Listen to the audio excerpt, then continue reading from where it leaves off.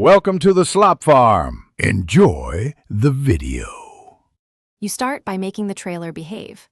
First, measure and set tongue weight to roughly 10–15% of the trailer's gross load so the axle gets proper contact. Once done, verify the hitch and ball are correctly rated and torqued to spec, and reposition heavy items forward if needed. You do this because too little or too much tongue weight directly causes sway. Fixing weight distribution immediately reduces oscillation and prepares you for braking and suspension adjustments next. Now you dial in the controls.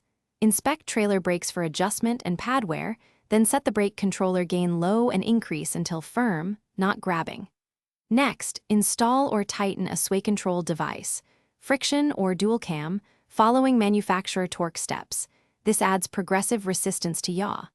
Make sure both toe and trailer tires are at correct pressure and wheel lug torque is correct. You do this because balanced braking plus controlled yaw resistance prevents amplification. Finish by testing on a quiet road.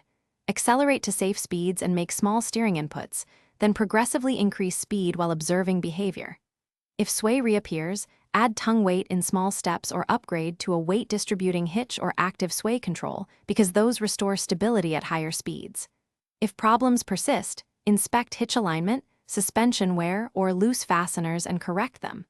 You'll know it's solved when the trailer tracks steadily. If not, stop and reassess before continuing.